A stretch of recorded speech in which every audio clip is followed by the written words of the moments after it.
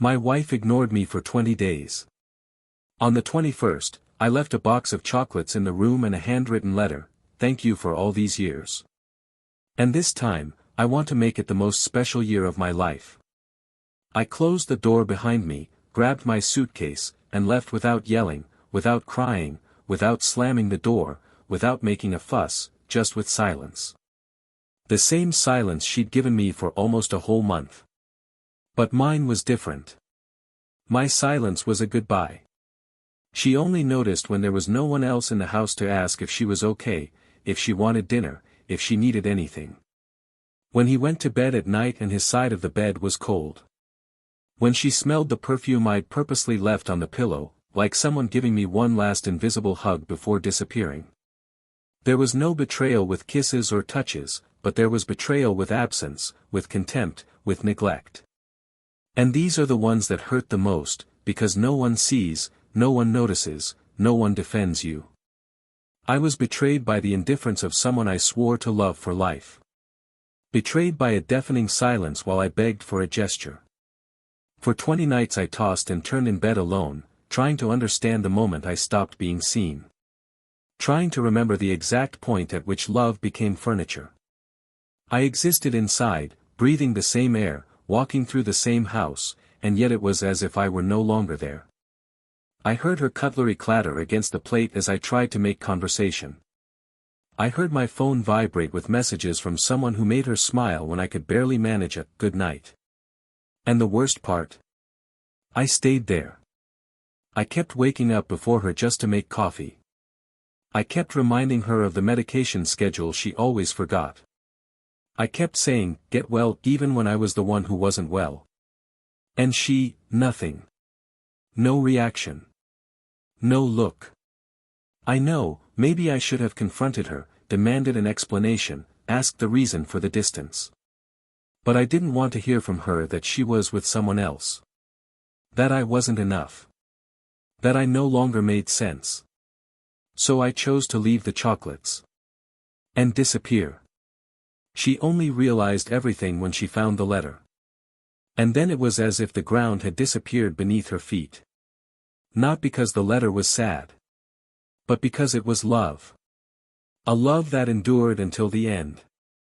A love that didn't shout, didn't demand, didn't point a finger. A love that didn't deserve to be ignored. And she understood, too late, that this was the cruelest goodbye of all, to the man who still loved her, but who gave up fighting because he fought alone. She started looking for me. Through messages. Through connections. Even through mutual friends. But I was already far away. Not just in miles. I was far from everything that hurt me, from everything that shrank me. I had stopped being half of myself to find myself whole again. And I did. In someone who wasn't afraid to look me in the eyes. Who listened even to what I didn't say. Who understood my silences as if they were sentences. Who laughed at my jokes and cried with my memories. It was different. Light. Real. But the heart isn't a switch. I still thought about the woman I left. Not because I wanted to go back, but because it still hurt. Sometimes love ends without ending. It just changes form. It becomes longing, it becomes regret, it becomes a lesson. I didn't want revenge. I just wanted her to understand what she lost. Not out of pride. But because loving someone requires more than a physical presence. It requires a soul, eyes, hands, listening. And she didn't give me any of that. One day, months later, she found me. She was thinner, her face haggard, her eyes red from crying. She looked at me as if she'd seen a ghost, as if she couldn't believe I still existed outside of her world. And when she tried to speak, her voice wouldn't come out. Until she broke down. "I'm sorry. Please. I didn't know I was losing you. I thought you'd never leave." I listened. Really. Without interrupting. Without judging. And then I said. "I thought it never would either." She cried. I didn't. Because in that moment, I realized I had forgiven. Not for her. But for myself. Because forgiving isn't about going back. It's about moving on. It's about accepting that sometimes we do everything right, but even then, it's not enough for those who can no longer see. After that, I kept going. I didn't look back. She did. She stood there, her eyes empty and her hands trembling, as if trying to hold back time with her fingers. But time, it had already taken everything. Including me. And the cruelest part of all this isn't the end. It's what happens afterward. It's her living each day, trying to return to the places where we were happy. Trying to hear the songs I sang in the car. Trying to remember the sound of my voice. Trying to find some trace of me in the memories she herself erased. But memories don't respond to messages. And the silence, now, is hers. She started dreaming about me. Almost every night. And in the dreams, I was still there. But always in the same places where she'd ignored me. On the couch, calling for a chat. In the kitchen, trying to share dinner. On the balcony, waiting for her to notice me. And in the dreams, she did things differently. She hugged me. She listened to me. She apologized.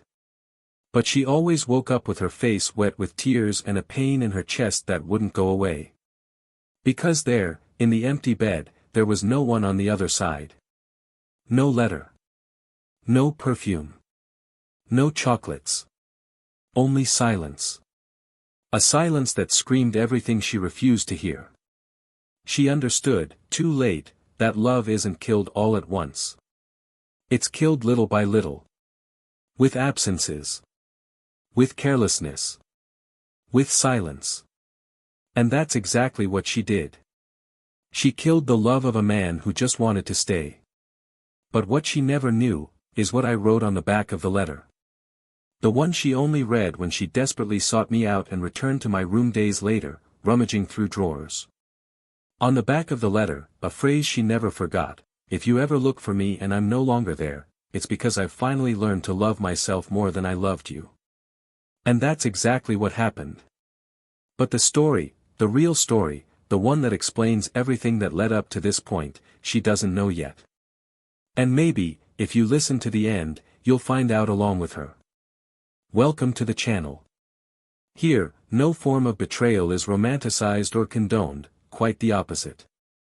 All stories are fictional, but each carries a painful truth: betrayal destroys, corrodes, and leaves scars that time doesn't always heal. Our goal is clear: to show that those who play with love will one day silently witness the price of their own choice. Get ready. What you're about to hear is not just a story. It's a reality check. They met on an ordinary day, the kind you swear you'll forget, but then become a milestone without realizing it. It was in a corner cafe, at a crossroads of chance and destiny, and although neither believed in coincidences, something about that encounter made them pause. His name was Daniel, hers was Sophia. He was a financial analyst, disciplined enough to smile. She was an architect, with a detailed look in her eyes, like someone who sees beauty even in things that are already broken. It wasn't love at first sight, but there was a silence between them that rang louder than any prepared phrase. And that silence made them want to stay. They started with short coffees and long conversations, and before they knew it, they already knew each other's parents' names, their childhood fears, their untold traumas, their irritating quirks, and their most secret dreams. It didn't take long for them to fall in love, because with them, everything happened with both calm and intensity. Daniel was always a man of gestures more than words. He didn't know exactly how to verbalize what he felt, but he made a point of showing it. He had a quiet delicacy, like when he left a note on the refrigerator door with the weather forecast and a reminder to bring her umbrella, or when he came home with food already prepared just because he knew she'd had a hard day. Sophia, on the other hand, was a man of words, but she didn't always use them as she should. Sometimes, she held back too much.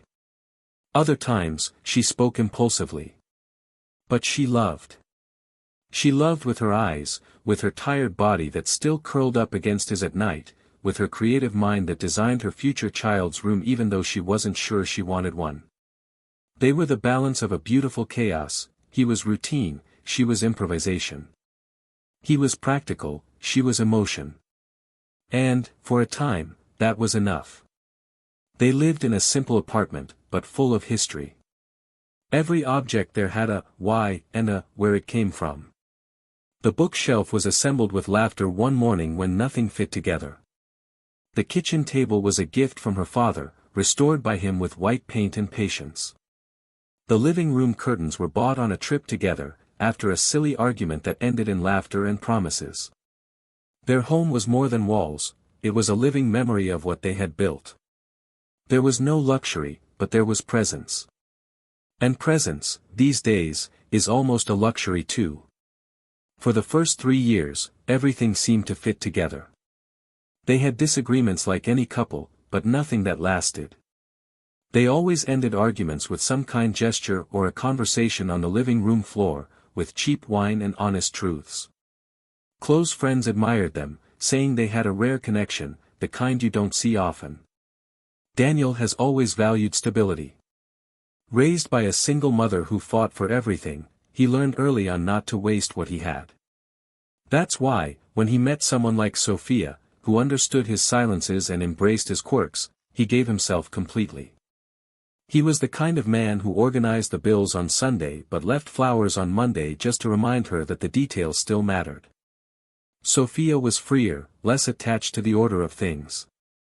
Sometimes she forgot important dates, but she never forgot how he liked his coffee, nor the movies that made him cry in secret. She had the kind of emotional intelligence that knows when to shut up, when to embrace, when to provoke. And even through their differences, they found a kind of fit that made sense. Their life together wasn't perfect, but it was real. And it was theirs. Mornings usually began with Daniel waking up first, making coffee, and reading the news. Sophia came later, her hair messy and eyes half closed, looking for him with a lazy smile. They shared the newspaper, commented on the absurdities of the world and the small dramas of the day. Sometimes they talked about the future. Other times, they just looked at each other silently, as if they'd already said it all. Routines were built this way, with affection that made no noise. With complicity that needed no explanation. With love that, even on bad days, remained. But time, the one we so underestimate, began to act as it does with almost everything, wearing us down. It wasn't something that happened suddenly. It was a build-up. One day he came home from work and she wasn't there. Then, she began to be absent even when she was. Physically present, emotionally distant. Conversations diminished, laughter became rarer, and the silences, once comfortable, now weighed heavily. But it was still nothing concrete. There were still dinners, there were still touches, there were still kisses. But not the same ones. And, most importantly, not in the same way. Daniel felt it. But he didn't say it. Sophia noticed. But she didn't say it either. And in this abyss of omissions, the relationship began to weaken. He noticed details that hadn't existed before. Her cell phone was always face down. The messages exchanged with someone she called just a friend. Her disinterest in talking about his day. And yet, he tried not to assume the worst. Because love is also this, it's doubting yourself before doubting the other. Sophia, for her part, was going through an internal turmoil. She had existential crises, insecurities about her own career, a feeling of dissatisfaction that even she couldn't explain. She could no longer see herself as she used to, nor find herself in Daniel's eyes. And she began to pull away. Not out of malice, not out of disrespect, but because she couldn't cope. And as she pulled away, he moved closer. The more she remained silent, the more he tried to make noise with gestures. They began to live on different frequencies. They were in the same space, but in different times. Daniel tried to maintain his routine, but felt that what existed between them was no longer mutual. And Sophia, immersed in herself, didn't realize how much he lost himself trying to keep her there. There were no fights. There were no screams. There was only this growing emptiness that no one named. And that's where the danger lies. When no one has the courage to say what's hurting, the pain finds other ways to manifest. Even so, Daniel didn't give up.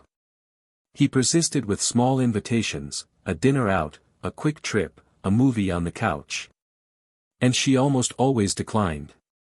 She claimed fatigue, commitments, a headache. But he persisted.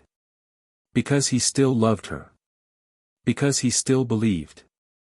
Because he still hoped. And she, without realizing it, began to grow accustomed to this love that was always there, even when she didn't reciprocate. She began to think it was normal to be loved effortlessly. And, in her comfort zone, she lost track of how much she was destroying someone who only wanted to stay. The days passed. The months too.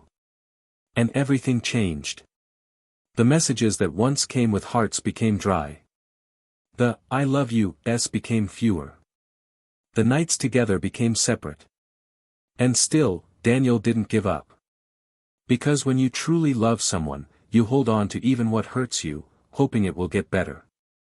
But love, no matter how strong, also has a limit. And that limit silently approaches when we realize we're fighting alone for two. The house that had once been a shelter now felt like a neutral space. The smell of coffee was no longer the same. The flowers he still bought began to wilt more quickly. The dinner he lovingly prepared often sat untouched on the table. And Sophia, even seeing all this, seemed distant. Daniel began to write. It was the only way to vent. In old notebooks, I wrote what I couldn't say. Words about longing, about emptiness, about the pain of feeling invisible. And there, on paper, he began to find himself again. He began to understand that love must be mutual. That love, when left untended, dies slowly. That's how history began to change. Not with a bang. But with silence. Not with a revealed betrayal, nor with a desperate cry, but with the slow death of a bond that had once been a shelter and was now just structure. The pieces were being moved. Fate was already beginning to prepare its own paths. But there was still time. There was still space. There was still silence waiting to be broken. But no one did. And what came next would change everything forever. Daniel began to observe everything in silence. Every movement, every new habit, every seemingly innocent excuse. It wasn't a mistrust out of nowhere, it was intuition mixed with the feeling that something was slipping through his fingers even when he tried to hold on with both hands. What had once been a relationship based on exchanges, routines, and small gestures now felt like a one-sided game. Sophia was there, but she wasn't anymore. Her body was still present, but her eyes, her attention, her desires, they all seemed distant, as if they had moved to another place where he was no longer invited. Conversations became shallow, affection became absent, and the smile that once came easily now seemed like an effort. Even so, Daniel remained there, trying, even when everything around him screamed at him to stop. Sometimes he felt ridiculous, but not for loving, for continuing to bet on someone who no longer bet on him. The changes came in small doses, but with a cumulative effect. She started arriving late. First, it was traffic. Then, long meetings. Eventually, the excuse became a habit. The notifications on her phone increased, and she began answering them away from him, in another room, saying it was work or a friend going through a difficult time. She, who previously couldn't go a night without lying on his chest, now slept facing the other side, clutching her own pillow. He noticed everything. But he still tried not to believe it. He still insisted on telling himself it was a phase, that she needed space, that perhaps she was facing some personal crisis. He tried to build bridges. He suggested couples therapy. She refused. Said she didn't see the need. But the look he gave her at that moment was more distant than any answer. His birthday dinner was the first moment her absence was too loud to ignore. She forgot. Or claimed to have. Daniel prepared his own dinner, alone, after arriving home with a grocery bag in the false hope that she was waiting with a surprise. She arrived at almost 11 o'clock at night, with disheveled hair and a forced smile, saying she was exhausted. He masked the pain with an even faker smile, saying it was okay, that it had been a long day. But that night, he slept with his eyes open, staring at the ceiling as if waiting for answers from a place that no longer spoke to him. The following days were a test of endurance. Daniel would wake up with a knot in his chest, go to work with his thoughts disorganized, and return home hoping, albeit silently, that something would change. But it didn't. Sophia grew more distant, colder, more and more enveloped in a world he no longer belonged to. He began to feel like an intruder in his own house, an unwanted guest in a home he'd helped build. The bed seemed bigger, the sofa emptier, and the music she played on Sundays was now different, a playlist he didn't recognize. The taste changed. The smell changed. The touch was lost. And yet, it remained. Daniel started taking walks in the late afternoon, more as an escape than for health. He needed to breathe, to think, to find himself. And it was on one of these walks, passing the bookstore they used to go to together, that he realized it wasn't just a phase. He saw Sophia enter, smiling, her face alight, like he hadn't seen in a long time. But she wasn't alone. A man was with her. The way she looked at him, the light laugh that escaped as he whispered something in her ear, the hand she rested on his arm, it was all too intimate to be friendship. Daniel froze. Time stood still for a few seconds. And then everything fell into place, like a cruel puzzle whose pieces he'd been trying to ignore. There was no scandal, no persecution. He simply turned and walked back, his stomach churning and his mind silent. When he got home that night, Sophia was already there, acting as if nothing had happened. Daniel watched her. He sat at the table and watched her while she played with her phone. She didn't even notice. And it was then that he understood, with a silent pain, that the love he carried was no longer enough for them both. She had made her choice, even if she didn't yet have the courage to admit it. He didn't ask. He didn't confront her. He just watched. And, inside, something began to die. In the following days, Daniel continued to act normally. He made coffee, washed the dishes, left for work. But inside him, everything had changed. Her presence now hurt him. Her scent bothered him. Her voice seemed to echo within an irreversible void. But he didn't yell. He didn't fight. He didn't demand. Instead, he began to write more. He spent sleepless nights, pouring out on paper everything he could no longer say out loud. He tried to remember where he had gone wrong, what he had missed. But the more he wrote, the more he realized that the problem wasn't that he wasn't trying enough, it was that she wasn't willing anymore. A week later, when he arrived home from work, Daniel quietly entered the house. And that's when he heard a muffled laugh coming from the bedroom. He walked slowly, and before turning the doorknob, he stopped. He heard her voice. She wasn't talking to him. Her tone was sweet, intimate, and devoted. She said she missed him, talked about the time they'd spent together, their plans, how he made her feel alive. And at the end of the conversation, she said something that sunk deep into Daniel's chest: he doesn't notice anything. He still thinks everything's fine. Daniel didn't enter the room. He didn't make a fuss. He went downstairs, left, and walked for hours, aimlessly. When he returned, she was already asleep. And he wasn't the same. That night, he wrote the letter. And with it, he also left the chocolates. A symbolic gesture from someone he still loved, but who could no longer bear the weight of a dead relationship alone. In the following days, he distanced himself. He created routines outside the house, slept on the couch, avoided eye contact.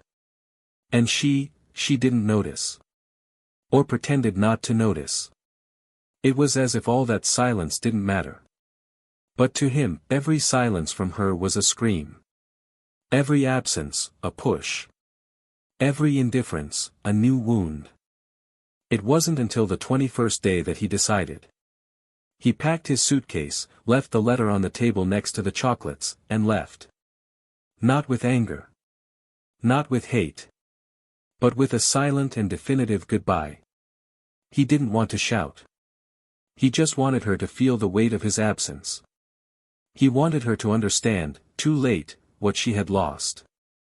That love doesn't die all at once, but it does die. And when it dies, it doesn't come back. And she only realized this, when she read the letter. Sophia woke that morning with the smell of coffee still lingering in the air, but the house sounded different. Too quiet. She walked to the living room, still drowsy, expecting to find Daniel sitting with the newspaper, as he did every day. But the armchair was empty. The cup still sat on the coffee table, but it was cold. A white envelope rested on the kitchen table, with her name handwritten on it. And next to it, a box of chocolates she hadn't seen since the first time he surprised her on their anniversary, so many years ago. It didn't seem like a romantic gesture. It had a weight she couldn't immediately explain. She sat hesitantly and opened the letter. He read slowly, as if trying to delay the impact of the words. As I absorbed each sentence, my stomach began to churn. This was a goodbye. A silent goodbye, without shouting, without accusations, without drama, but devastating. It was the end of everything that had once been their safe haven. She held the letter with trembling hands, her eyes flooded. You tried calling him. No signal. His cell phone was off. She ran through the rooms of the house as if he were just playing hide-and-seek. But he wasn't. In the early days, she tried to hold her ground. She sent short messages, saying she needed to talk. Then came the desperate, regretful audio messages, begging for a chance, for a meeting, for an answer. But he didn't respond. Her silence, ignored for so long, now returned like an echo. Everything she had given in absence, she now received in the form of indifference. It was only then that she understood the magnitude of what she had lost. Not just a man. But the only one who saw her whole. The only one who remained even when she no longer deserved it. And now, there was no one else. Sophia began walking the streets as if searching for pieces of him in the places they used to pass. She visited cafes, entered bookstores, and spent hours in silence in the square where he liked to stroll. Each step was a plunge into memories that now hurt more than they soothed. The world seemed to have lost its color. The days dragged on. Her sleep was light, tormented by dreams that always had the same tone, her trying to reach him, but he always left. She woke crying, almost always in the middle of the night, her chest tight with a guilt that was already part of her. She tried to get her life back on track, to focus on work, on her friends, but everything seemed insipid. The messages stopped. So did the attempts. And she finally understood, he wasn't coming back. Months passed before fate crossed their paths again. Sophia wasn't expecting it. She was walking into the restaurant they used to frequent, now alone, when she saw him. He was sitting with another woman. He was laughing. He held her hand across the table with a naturalness that hurt. His eyes, previously dull at her side in recent months, now shone with a new light. Sophia froze. She considered leaving. But she stayed. She wanted to see. She needed to see. She sat in the far corner, ordering anything just to justify her presence there. And no matter how hard she tried to look away, her eyes kept returning to him. It was then that he saw her. She knew the instant his gaze met hers. For a second, everything stopped. But he just nodded politely and returned his attention to the woman in front of him. That killed her more than any confrontation. Because there was no hurt in his gaze. There was overcoming. Peace. It was as if she was no longer part of his story. And that was cruel. Devastating. She had become history. That night, she returned home distraught. And, as so many times before, he turned to the only place where he could vomit his pain unfiltered, his own conscience. He reread the letter. He sat on the bedroom floor. He cried until he couldn't breathe anymore. And, almost without thinking, he opened the drawer where he kept some old things. He found one of Daniel's old diaries. One of those he used to jot down loose sentences, thoughts, pieces of himself that no one else read. And it was there, amidst scribbles and jumbled words, that she found what she never expected. The secret that would destroy her forever. In the pages of that diary were the accounts of the days he pretended not to know. Every observation, every hour she was away, every detail of her behavior over the past few months. He knew. He always knew. But he didn't say it. He wrote it down. And more than that, there were the dreams. Or rather, the nightmares. Daniel had begun to dream about her. Repeated dreams. He would see her sitting at the table, her back to him, while he spoke and she didn't listen. In another dream, he would enter the house and find her laughing with another man. In the most recurring of all, he would try to hold her hand, but she would pull away, her face averted, as if she no longer recognized him. And in the dreams, she always turned away at the end, always crying, saying the same words, "I didn't know how to listen to you." But the most painful part wasn't in the dreams. It was in a letter she never received. A letter he wrote to himself, on the last day before he left. In the letter, he said he no longer felt anger or hatred. He felt grief.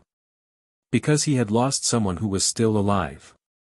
He said her betrayal wasn't physical, or not only, but emotional. That the betrayal was the slow abandonment, the neglect of words, the affection directed to another while he silently begged for a gesture. And worst of all, he didn't hate her. He still loved her when he left. But he chose to leave out of self-love. And at the end of the letter, a short but definitive sentence, "If she ever dreams of me, it's because my absence has finally made its presence felt." Sophia dropped the letter to the floor. She felt her body tremble. Because she'd been dreaming about him for weeks. Strangely real dreams. In the same places. With the same gestures. The same words. And now it all made sense. She'd ignored all the signs. She'd remained silent when he'd asked for her presence. She'd betrayed a love that only wanted to stay. And worst of all, he'd known all along. He didn't need proof. He didn't need to catch her. He just knew. He felt. And yet, he stayed, until he couldn't anymore. The next morning, she tried to find him. Not to ask to come back. But to apologize. She needed to look him in the eyes and tell him everything she hadn't had the courage to. She arranged a meeting. He accepted. And when she arrived, she saw him across the table, different. Not physically, but energetically. He no longer belonged in that chapter. He was whole. She was gone. She tried to smile, but her voice was choked. She said it wouldn't be long. That she only wanted to say one thing. And then, with tears in her eyes, she confessed, "I dreamed about you. 4 weeks. And in the dreams, you were leaving." He looked at her calmly. As if he already knew. As if he had waited for that moment not out of desire, but for closure. And he replied, his voice firm, "You started dreaming, the day you woke up. But it was too late." She cried. She apologized. She didn't ask for anything back. She knew she couldn't. And then he stood up. He touched her shoulder lightly. And before he left, he said with the most painful softness ever spoken, "I forgive you. But I'm not coming back.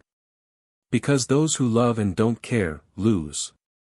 And I am no longer yours." And then he was gone.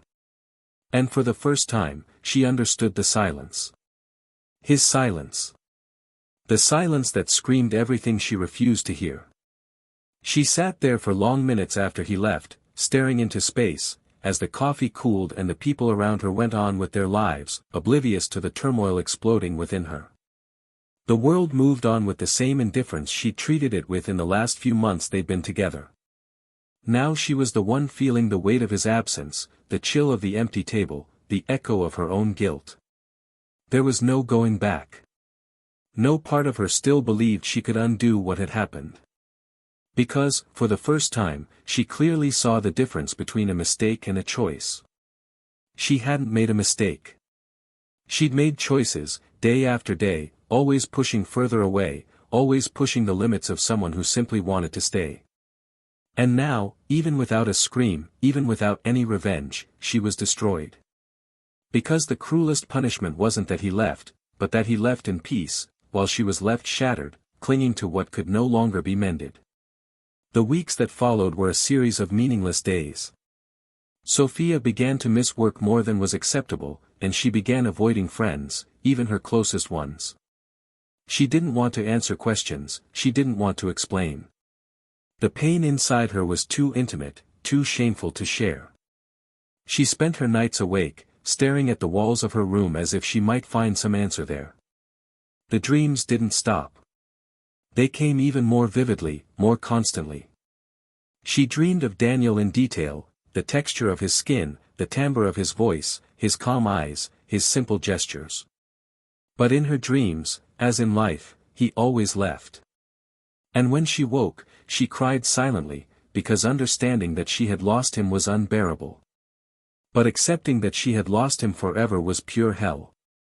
One afternoon, impulsively, she went to the building where he had moved. She found out the new address through a mutual friend who, hesitantly, ended up revealing it. Once there, she hesitated for several minutes at the reception desk. She felt like an intruder, an unwelcome presence, but she couldn't leave without at least trying to see him one more time. She asked to leave a letter.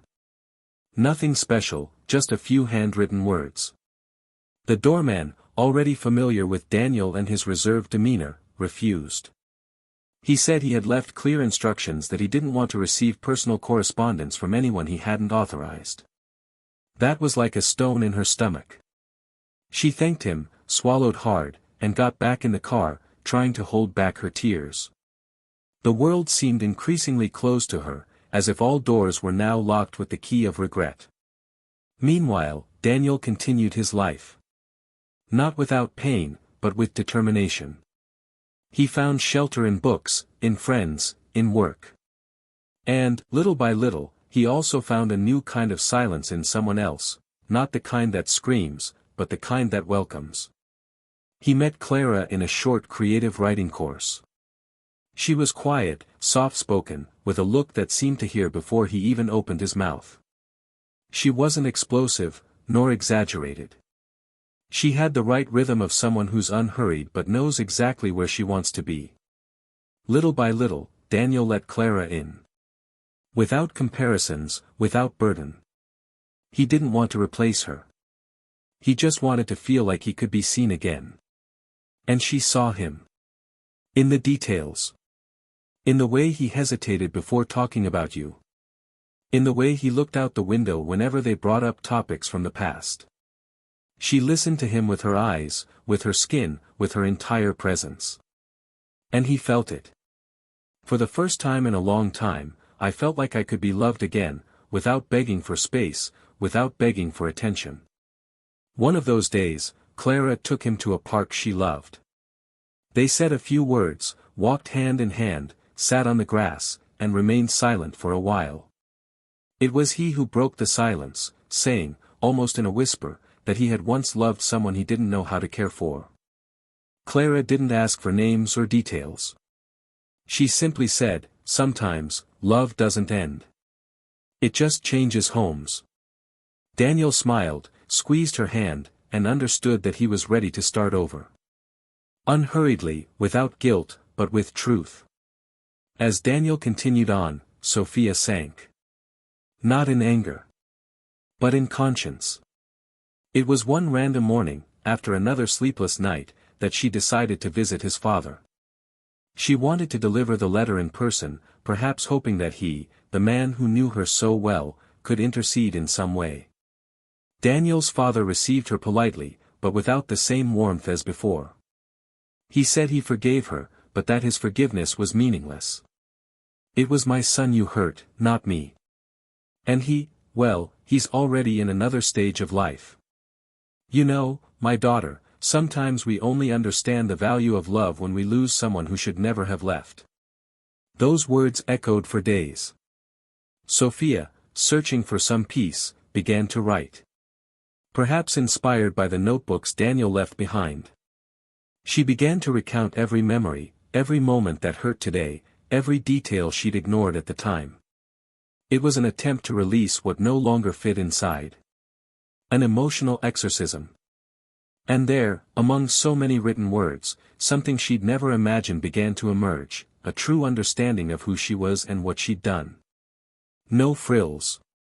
No excuses. Just naked truths, exposed, bleeding onto the paper.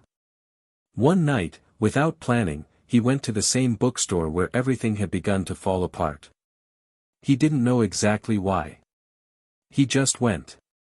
And there, among the shelves and souvenirs, he saw Daniel again. He was with Clara, laughing at something she had said. They both seemed light. Real. And for a moment, Sophia felt envious, not of the woman, but of the lightness. Because the last time she had felt this way had been with him, many years before. Daniel saw her. He didn't look away. He gave a slight nod. She nodded back. There was no more pain in his eyes. Only distance. And it was in that moment that she understood that the forgiveness he had given her wasn't a way to return. It was the final door that was closing. When she left, the world seemed clearer. Not lighter, but truer. What remained now was to move on. Not to forget, she knew she would never be able to, but to carry the pain as part of who she had become. Because betrayals aren't just acts. They're also silences. Distances. Presences that don't listen. And that was all she was. Today, Daniel walked hand in hand with someone who knew how to see in him everything she once ignored. And she walked alone, her steps marked by everything she chose not to care about. Months later, Daniel published a book. A compilation of chronicles about absences, silences, and new beginnings. The book was a success. It became a bestseller. In interviews, he never mentioned names. But he spoke of the love that was lost through carelessness. He spoke of forgiveness. He spoke of self-love. And one day, during a live interview, he was asked if he still loved the woman who inspired much of the book's pages. He smiled sweetly, looked into the camera, and replied, "I still do. But it's a love that no longer hurts. It's a love that taught me to love myself first." Sophia watched this interview alone, sitting on the couch in the house where it all began. She cried.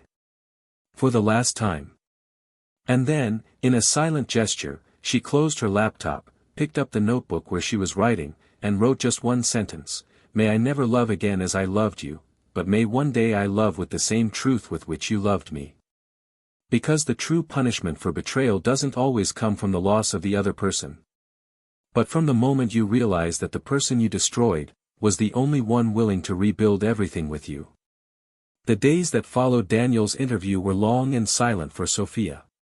She no longer cried the same way, not because she had overcome it, but because the pain had transformed. It was no longer a desperate cry for him to return, but rather a constant, silent presence that accompanied every gesture, every choice, every attempt to move forward. It was a mature, resigned grief that no longer expected rewards or reversals. She understood that the love she lost would not return, and worse, that the love she received was the purest anyone could have offered, and that through carelessness, inattention, and selfishness, she slowly let it die, like someone who forgets to water the only plant capable of bearing fruit. Now, all that remained was the dry soil and the weight of the memory of what could have blossomed if she had chosen to stay when there was still time. It was in this context that Sophia began writing her own story, not out of vanity or a desire to be read, but as a way to understand herself. She needed to understand the exact point at which she stopped listening, the moment she began to take love for granted, as if it were the other person's obligation to stay even when everything inside her begged for help. And by revisiting her own mistakes with brutal honesty, she found not only the woman she once was, but the one she never wanted to become. It wasn't just about Daniel, it was about everything she lost by failing to care. Friends who drifted away because they saw what she pretended not to see. The respect of his family, who now treated her with polite coldness. Her own reflection, which now couldn't hold her gaze in the mirror for long. While she immersed herself in this solitary process of inner reconstruction, Daniel was experiencing a new moment. He had released another book, this time lighter, with stories inspired by new beginnings, unlikely encounters, and possible loves. His relationship with Clara matured with the delicacy of someone who has suffered too much to waste what they have. It wasn't a movie love, the kind that comes with background music and grandiose promises. It was a silent, daily love, made of care, patience, and real presence. They shared simple mornings, short trips, laughter in cafes, comfortable silences. Daniel no longer spoke of the past. He kept what he experienced with Sophia in a place of learning. It hurt less, but it still existed. Because true loves don't fade, they just change places within us. Sophia tried going out a few times, meeting new people, allowing herself to experience something new. But every attempt felt shallow, as if what she sought wasn't exactly new love, but a kind of redemption no other person could offer. She still carried within her the version of Daniel who loved her, and it was against that memory that she compared every new smile. No hug felt right, no voice soothed, no conversation flowed as before. It wasn't because the others were bad. It was because she hadn't yet forgiven herself. And until that happened, there would be no room for anyone else. Loneliness, once unconscious, was now a choice, a form of silent punishment for everything she'd stopped being. It was on a winter afternoon that their paths crossed for the last time. Sophia was walking through an art exhibition about loss, reconnection, and choices. She was alone, wearing a dark coat, her hair tied up carelessly, and carrying a look that didn't hide her melancholy. She stopped in front of a painting showing a house in ruins with flowers growing through the cracks. She stood there, motionless, until she felt a light tap on her shoulder. She turned slowly and saw Daniel, smiling gently. He, too, was alone. There was something in his gaze that mixed surprise and peace. They talked like two old friends cautiously sharing memories. There was no resentment, but neither was there the urgency of someone wanting to resolve something. It was as if each had understood, in their own way, that everything had been as it should be. They talked about the weather, about life, about books. She told him she was writing. He congratulated her sincerely. And then, as if knowing the moment didn't need to last, they said goodbye with a long hug.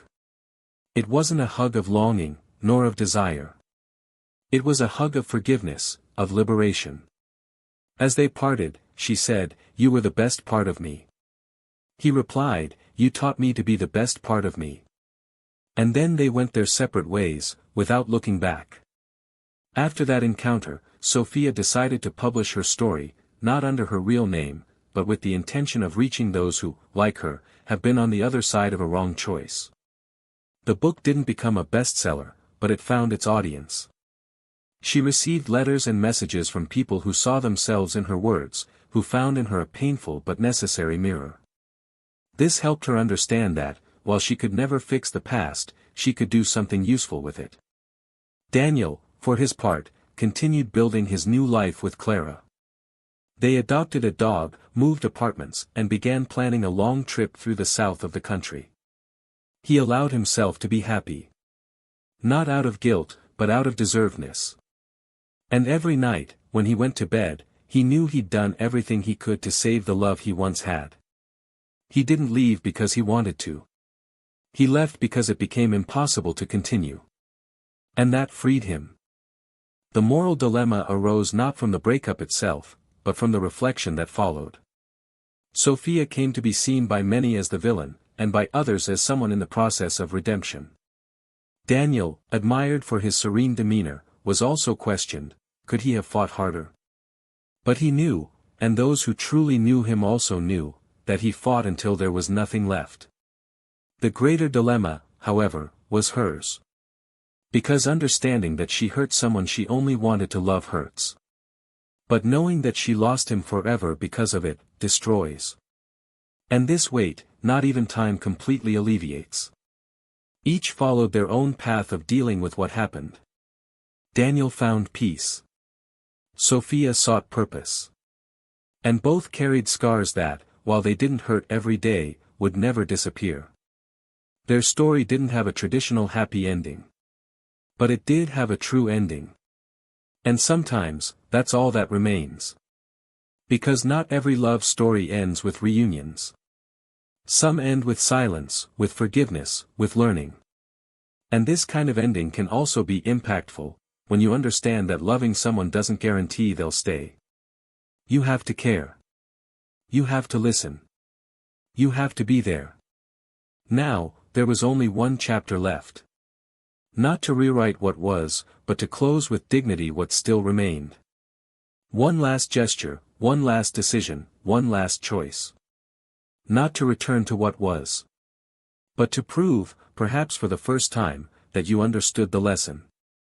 Because sometimes, the only way to love, is to let go. Sophia didn't return home after that hug. She walked aimlessly, crossing streets and thoughts with the slowness of someone who wanted to get nowhere.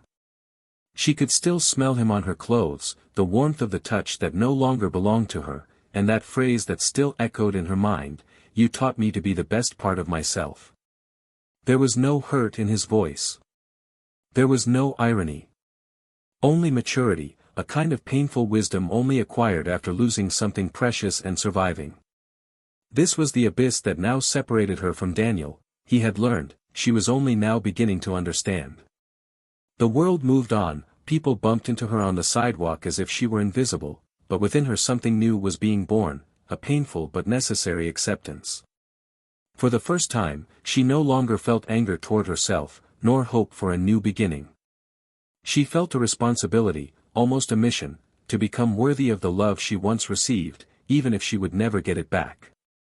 A few days later, sitting alone at a literary event, she heard Daniel's name announced as a guest author. She had gone by chance, unaware he would be there. Her heart raced, her skin crawled, but she didn't leave. She remained in her chair, motionless, as he took the stage and began to speak. The topic was reconstruction after the end, and it was impossible not to feel that everything there was directed at her, even though he never mentioned her. Daniel spoke calmly, with the firm voice of someone who has already healed inside. He mentioned how long it took to understand that loving wasn't enough, that loving also meant knowing how to let go when love was no longer welcomed. And finally, he said something that remained etched in her mind like an emotional tattoo: sometimes, the right person teaches us everything, except how to keep them. The words came like stabs, but not the kind that hurt out of revenge. They hurt because they were true.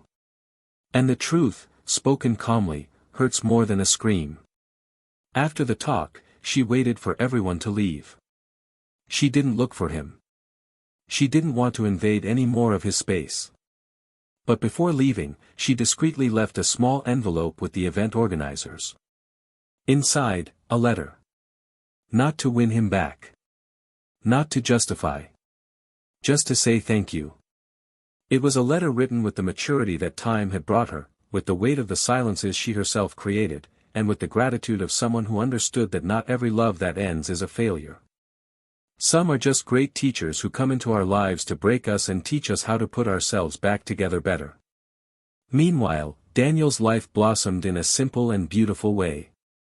His relationship with Clara grew stronger through truth, mutual listening, and the freedom to be exactly who one is.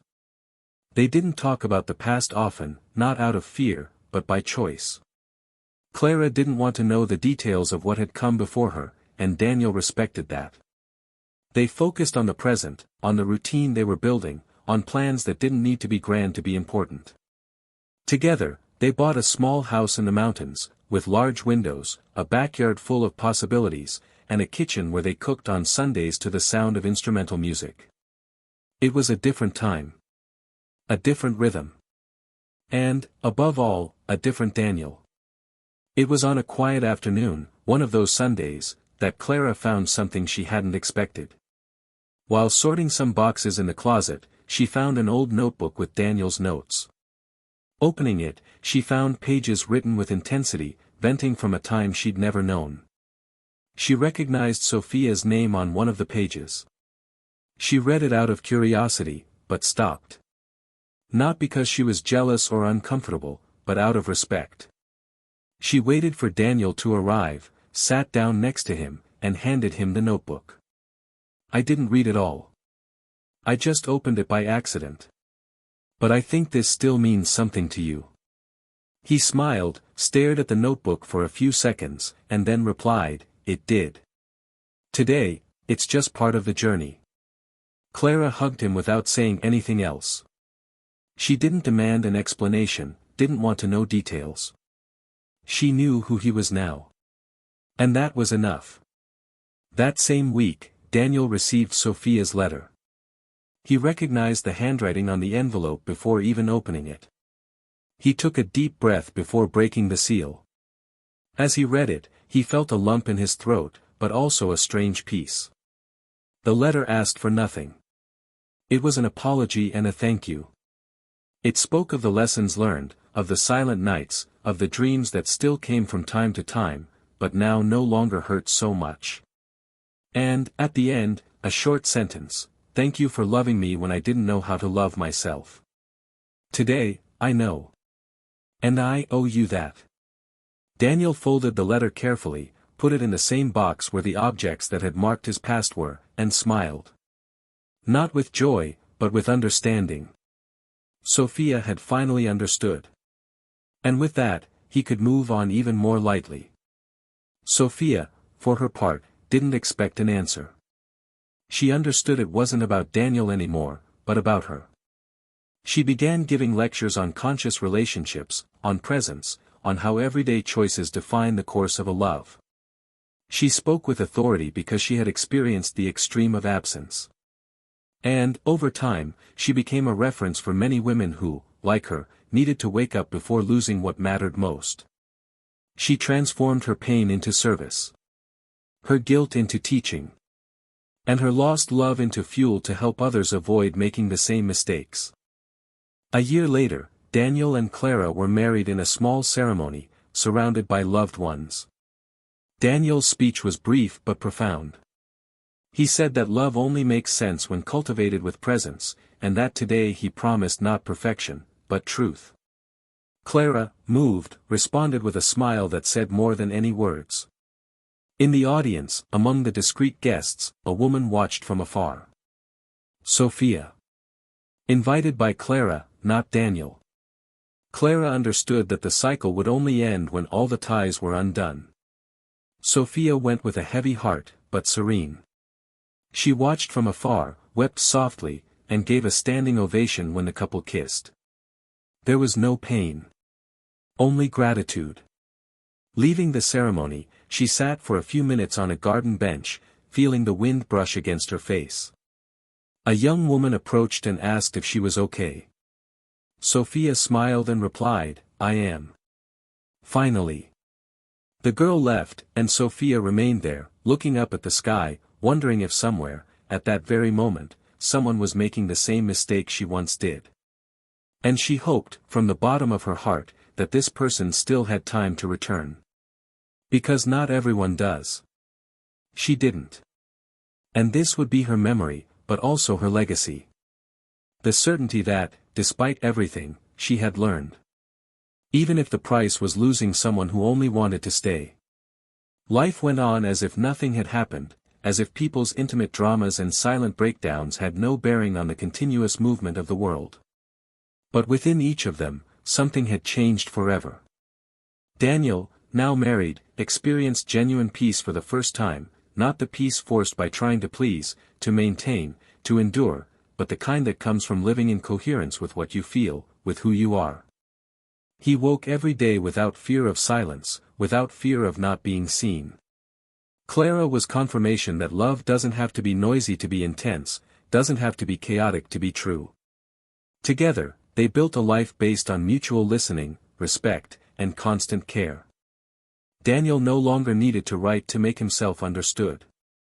He was understood in her gaze, in her gestures, in the way she waited for him to finish speaking. And yet, there were days when he found himself remembering the past. Not with longing, but with respect for the pain that shaped him. He knew that without that crooked path, he might never have understood what it was like to be truly loved. Sophia also followed. But her path was longer, rougher. She continued giving lectures, writing articles, receiving emotional messages from people who found in her words the strength to avoid making the same mistakes. At one of these lectures, a woman approached her with teary eyes and said she had ended a toxic relationship after hearing her words, because she understood that love isn't about keeping someone trapped, but about knowing when they're hurting and having the courage to let go. Sophia hugged that woman tightly and, for a moment, saw in her eyes the version of herself that had once begged for someone to wake her up. It was there, in the transformation of others, that she found meaning in what she had experienced. Even if she would forever carry the scar of her own guilt. Even if she would never again experience a love like it. Daniel's forgiveness had freed her body, but it was the forgiveness she gave herself that freed her soul. And that, though belated, was all that remained. Their final reunion didn't come in the form of a conversation or an embrace. It came in a dedication. Years later, with 3 books already published, Daniel was invited to participate in a documentary about contemporary writers. He accepted reluctantly, more out of respect for the audience he had built than vanity. During filming, he mentioned a line written in his diary years earlier: "Those who love but don't care, one day watch the one who only wanted to stay leave." The phrase was featured in the documentary's promotional campaign. When Sophia saw it plastered on billboards, in magazines, and in interviews, she felt a pang in her chest. Not out of regret, this was already an old acquaintance, but because she finally understood that their story had become a reference for thousands of people. She was no longer just an ex-partner. She was part of a larger message, a memory transformed into a lesson. What she didn't know was that, in the first special edition of Daniel's best-selling book, there was a new, silent dedication written on a hidden page before the introduction. It read, "To the one who taught me that loving is not enough, you have to stay."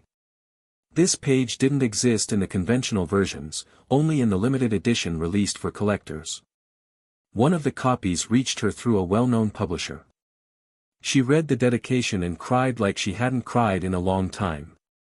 For the first time, it wasn't out of guilt, nor pain, but out of gratitude. Because, in that small, hidden gesture, she understood that even after everything, something noble remained between them, the truth. And, above all, the knowledge that the destruction caused by betrayal doesn't define who is gone forever, it only shows who one chose to be in that moment. And there is still time to rebuild what's left of oneself. Daniel and Clara remained steadfast. They experienced the loss of a family member, faced financial crises, and dealt with the differences that life imposes, but always hand in hand, with honesty. There was never any obligation to perfection between them. There was only a mutual desire to continue growing together, even through their failures. One night, Clara, while washing the dishes, asked if he still wrote about the past. He replied with a calm smile that he now wrote about the present. And she, drying her hands, hugged him from behind and whispered, "Thank you for waiting for someone who saw you." Daniel closed his eyes and, in that instant, knew he had made the right choices. Sophia, for her part, never fell in love again with the same intensity. But she learned to love differently. She loved her solitude. She loved the purpose she built. She loved the people she helped. One day, while walking through a bookstore, she saw a young woman reading her first book, and upon noticing her crying, she wanted to approach her. But she didn't. She left in silence, her heart warmed by the certainty that her pain was not in vain. She transformed ruin into a bridge. And that was more than she could have imagined when all seemed lost. Their story ended, but its impact continued to reverberate in other bodies, other lives, other relationships. Because betrayals aren't just about people. They're about choices. And the choices we make when faced with the possibility of hurting someone say a lot about who we are. Sophia chose silence, distance, and carelessness. Daniel chose dignity, waiting, and then leaving. And Clara chose to love someone with scars without trying to erase them. Each had their own path, their own pain, their own chance at redemption. Over time, the story that was once theirs alone became a symbol. And symbols, when well interpreted, have the power to transform lives. Daniel's pain taught men not to nullify themselves for fear of loss. Sophia's mistake taught women not to confuse love with guaranteed presence. Clara's love taught that it is possible to rebuild even amidst the rubble. But, above all, this story taught something that should be obvious, but that many still forget: those who love, care. Those who love, listen. Those who love, remain. And if it isn't like this, it isn't love, it's attachment, it's fear, it's vanity. Comment below what you thought of this story. Which character touched you the most? Have you ever experienced something similar? Your opinion is very important to us. And if you haven't subscribed yet, take advantage now, because on this channel you'll find thought-provoking stories that tear and sow the soul of those who listen. And remember, betrayal destroys. It destroys bonds, respect, affection, stories, and in many cases, even the purest love. Here, we don't romanticize or support any kind of betrayal. Our commitment is to truth, to awareness, and to stories that can provoke reflection, transformation, and, who knows, an awakening in those who still believe that love can endure everything. It can't. Love requires care. And if it isn't cared for, it dies.